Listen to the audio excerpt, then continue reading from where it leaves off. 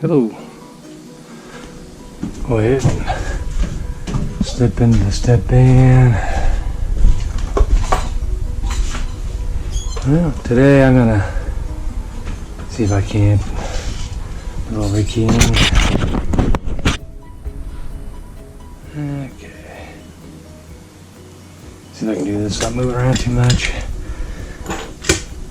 Occasionally you come across locks that don't have a key for them. So I'm going to see if I can show you what we usually do. And I usually pick these up, these locks. This one here is a Schlage deadbolt. I picked out some pre-keys to play with. And mostly, sometimes you get a customer, they have the key, the old key, and they just want to have you, there's another screw right here holding locking. They want to make sure that someone with the old key can't get in, or, you know, like in my case, I picked these up dirt cheap or donated or whatever. And that's an old Schlage. There's a little retainer. I always try to remember how the tailpiece goes on. Usually you insert them horizontally. By tailpiece, I mean this piece right here. You can see that clip right there. I don't know how much is going to show up in the video. And there's a plug retaining cap right there. I usually scribe a little mark on it, so that when I put it back together, it's exactly as tight as it would have been in the factory. If you get too tight, it won't turn very good. Too loose and the key may get stuck. The key won't pop out. This is also how you determine what the key would be, the natural working key. And most locksmiths will pick these open, or they'll bump them open, or they'll use a pick gun. There's a million methods. Or if you have the original key, you can do this, but I'm just going to shim this open. And all I'm doing is I'm getting the pins into a shear line state. And sometimes you got to pull it out just a little bit. There. And once you get that through, it's unlocked. And what you'll do is you get your follower and follow it on through. And so from that point there, I can look at these pins and we can determine what the depths are. I'm not going to tell you what those are actually, partly because I don't know. I usually need calipers. I used to be able to read keys better, you know, look at the cuts and tell you what they are. Now the wonderful thing about Schlage is, you know, you usually have that bitting on there. They usually have it stand quick so it doesn't, but Defiant may. So for this particular plug, what I'm going to do is, let's see, this is a 45335. So I have a cradle here. I'll put that in. 45335, and you look at your number 4. And somehow I got these mixed up. Kind of tell by looking. 4.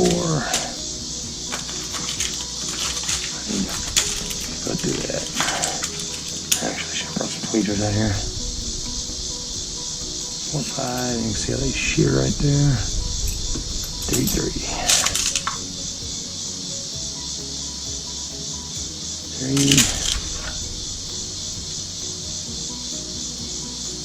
3. I think that's actually the wrong one right there. Probably 4. So now they got mixed.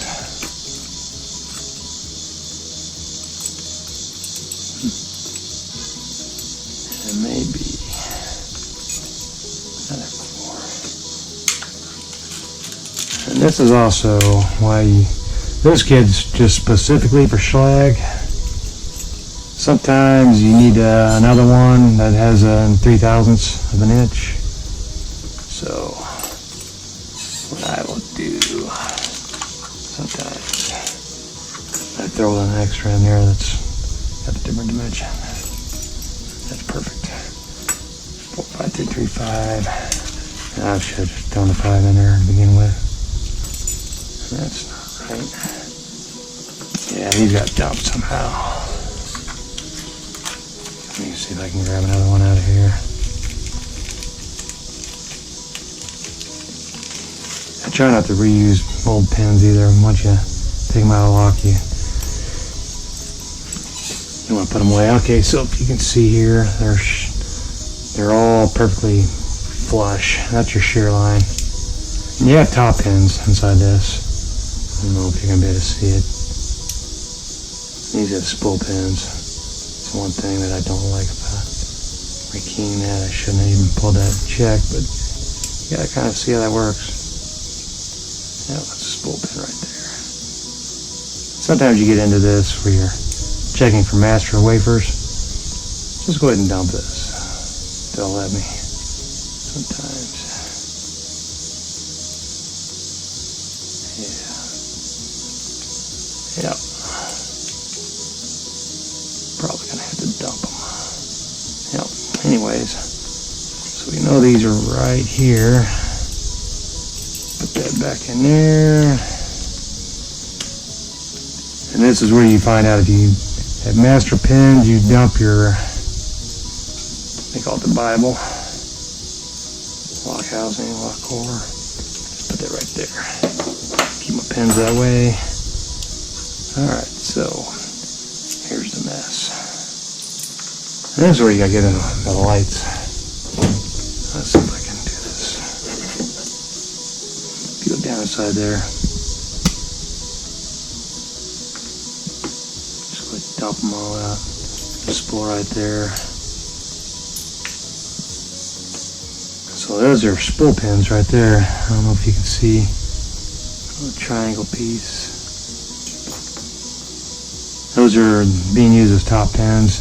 One of them's a regular top pin, you can see right here. I don't know if you can see that. The top pin, that's a standard, that's a spool pin. There's your springs. This one in particular, it doesn't really matter how you put it back in. And so, you know, you gotta find a way to get your pins back in there. Let's see if I can. My eyes are failing me. I have a different one of these followers I use for this, but it doesn't work. Sometimes on the end you can just put them right in there. I didn't bring my tweezers. I think I was going to need them. Yeah. Let's see if I can use a shim and hold it. Sometimes you can put a shim in there. Maybe not.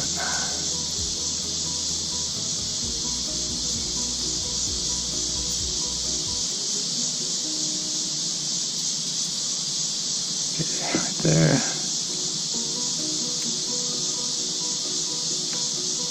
There's another one. Drop right in. That's how I do when I don't have tweezers.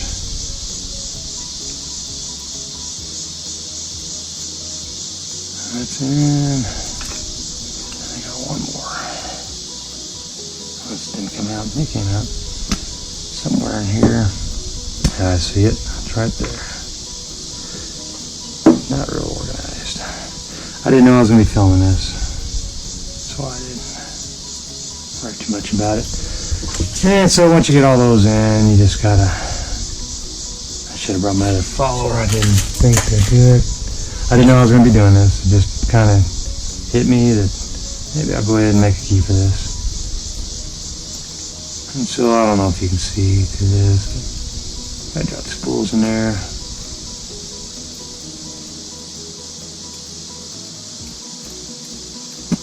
Yeah, and that's where it's good to have the other followers.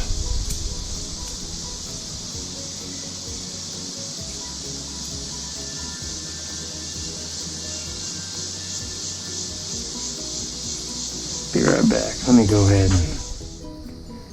Alrighty, I'm back. I grabbed a different follower. There's this one here. It's got a slot in it. I like that better. If I dump all my springs out of here. I don't know if I like the flashlight right there or right here. Let's see if I can do this better so you can see in here. I accidentally dumped the springs back out. being careful. This is the normal stuff that locksmiths go through when you're unprepared, I should say.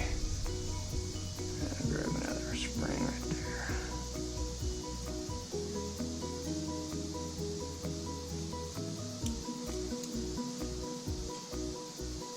I got a locksmith in back in the 90s. Actually, I used to do a lot of door hardware when I was in the military. I was supposed to be a wheeled vehicle mechanic. And I wound up, we had so many people doing that job. And the first sergeant kind of liked to keep some of us kind of near him to probably keep us out of trouble more than anything. All right, so if you can see in there, I'm gonna go ahead and rotate that. I don't know what you're gonna be able to see in there. So.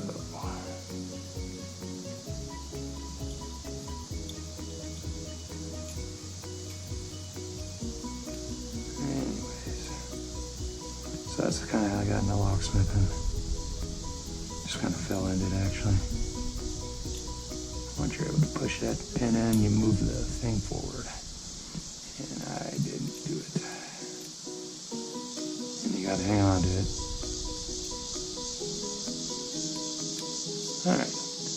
Phew, warm. Actually, it just flows. So it usually goes really easy. In fact, I'm trying to do it on camera is what makes it hard. And I'm not trying to teach anyone how to be a locksmith. I'm just kind of, I figure maybe you'd like to see how it's done. Albeit, I'm not being real professional about it right now. I'm not even sure what's going to show up on this video. I may even do a voiceover. I'm not sure. My audio's going through right.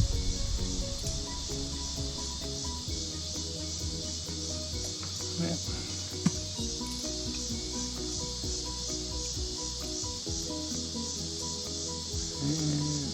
Usually got a little screwdriver to do this. And do that. I don't even know why I didn't start off with a smaller one than that. And I dumped it. Okay, I'm back. I have my other follower. It's different. It has more of a groove in there. It's easier to get the stuff in there. So what I'll do is I'll drop in a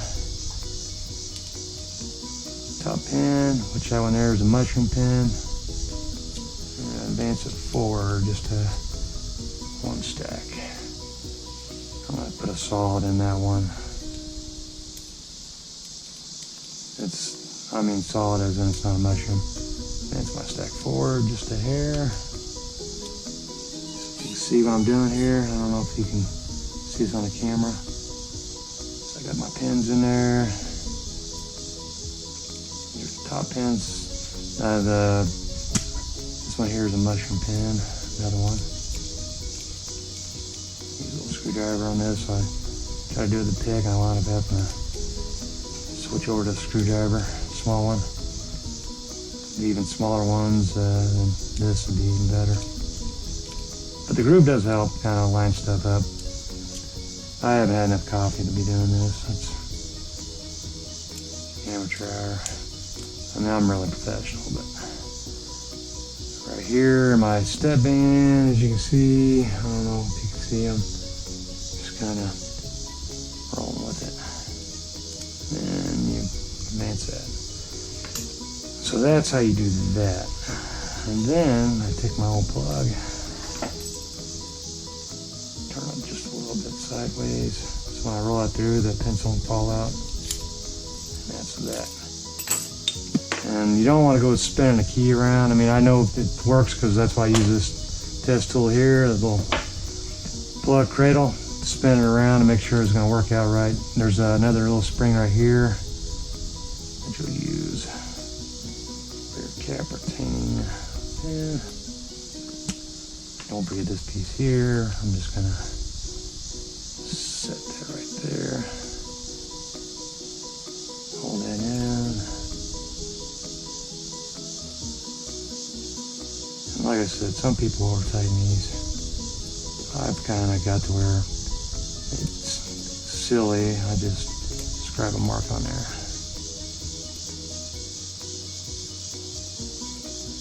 That way I can know that it's snug, but not too tight. There's my mark right there. There, that's it. So now I can use my key.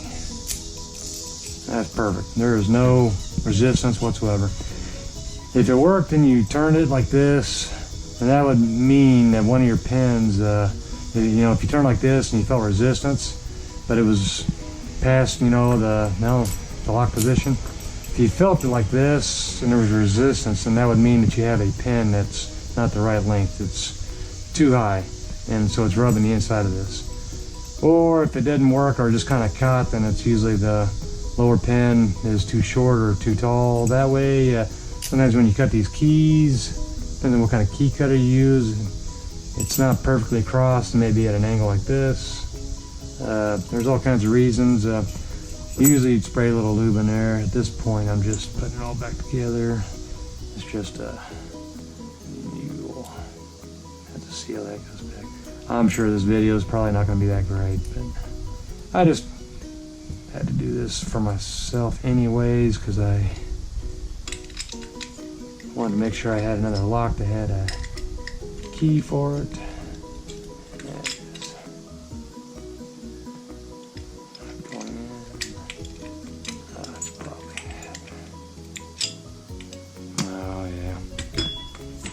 And you do this, I'm glad this happened, because this is something that will occasionally happen.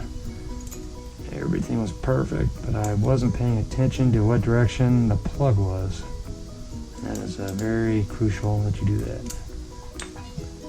And I'll show you what I mean. It's kind of cool because this does happen occasionally.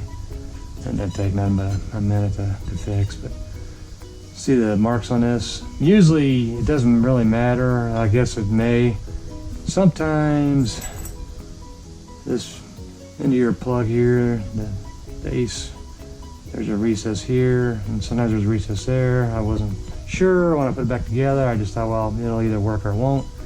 So what I need to do is I need to put in my key, and so here, just so you can see this, there's a recess right here. I don't know if you can see it in there. It'll show up in this. That recess is hitting this plug. Because I'm trying to go this way, it needs to go this way, and so I need to turn this plug to the other end, and that happens. Occasionally you got to do that. So let me see if I can change the lighting on this. Maybe you can see it better. So recess right there, and this. So what I do is I turn that this direction. Try not to dump your stuff back out. And you go on this way. You got to be careful when you do this. Try not to mess that up. That's it. And I'm back to home. So I can go ahead and put my cap spring in. I don't even know why I'm showing this. I just wanted to go ahead and rekey up some locks I had that didn't have any keys for them. What I do a lot of times is these become a fill-a hole. If I got to drill someone's lock off, or they just need a cheap lock real quick, that's what I call a fill-a hole. If I drill it off, I don't charge if I have to drill a lock, usually.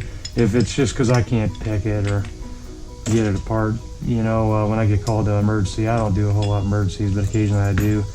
And so I don't feel like it's right that if it's a simple lock, that if I can't pick it or get it open without destroying it, I don't feel like I should charge them for my inability to open it. And so I'll just, if I have to drill it, then I replace for free with my own personal fill hole. And so it's good to have these already keyed up, ready to go. And so that is that. And I usually do these horizontal. I think it was on this side.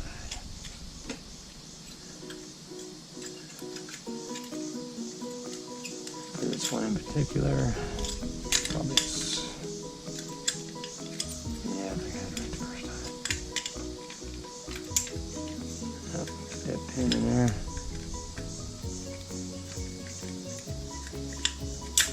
There you go.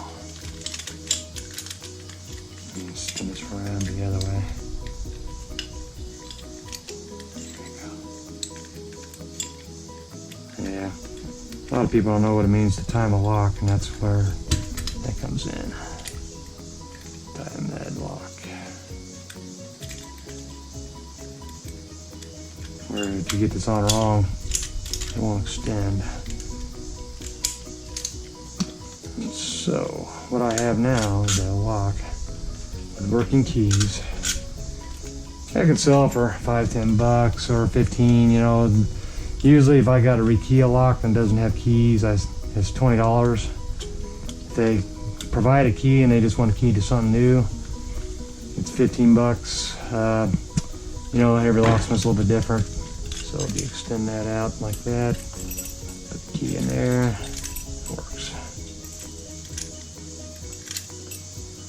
And that's how it works. Anyways, I don't really have a whole lot to talk about today. I just put that back on there real quick. That actually is just a cap to keep it from coming apart. This lock's just going to go in a little box or a bag. I always include all the bits and pieces. Depends on the door that's going on, what I'm going to need. There we go. That's for that. So, I don't know. Thought it'd be kind of interesting. People don't usually see a lot of this kind of stuff. I mean, actually, you can find locksmith videos all day long on YouTube. This wasn't meant to be a tutorial or anything on how to do locksmithing. Because it'd be a piss poor tutorial. But I'm not exactly my core of where I usually like to do stuff. I'm using my other band. I'm just kind of doing this, winging it in my Stepvan. Eventually, everything will be done in my Stepvan, and everything's going to go in that job box that's right over there. What would be more ideal is to have my GoPro set up on this right here. But I'm not really doing, this wasn't meant to be a tutorial, it was just strictly fun, just hang out, chit chat. Put another video on my channel. Now it's in my Stepvan that I'm doing this, but I'm actually gonna probably put this under my locksmith or key stuff playlist. I haven't decided yet. And so that is how you do that. And it's already got 4 extra keys, which I usually throw in 2 or 3, depends on what they need. I'll do more for a little bit extra. One of these days I'll just go through all my pins and make sure everything's in there and just kind of do a little video on that. I'm not even sure what the status of this one is. Maybe there's nothing in it. Yeah, they're just sitting in there. I'll have to figure out what to do with that. Keep one of those in there. Anyways, thanks for watching. Hope I didn't bore you. Just wanted to throw a video on there. By the way, what I can do is decode any of the other locks. Once you take a lock apart and you got the pins, you can decode them. And that's what happened here a while back. Lady lost all her keys. They knew that it was safe, that it wasn't in the wrong hands. They just particularly lost them. So what I did was, instead of rekeying all of her locks, which would have been $20 each, what I did, and that's what I quoted her, but I told her, you know, if I can decode one lock and if they're all keyed alike, I would just go ahead and make a key to fit that one lock and it should fit all of them. And that's what I did, and that worked, and that saved her a lot of money. But you know, a lot of locksmiths, they would go on ahead and rekey them, you know, just for the money, I guess. I'm not saying it's an ethical issue.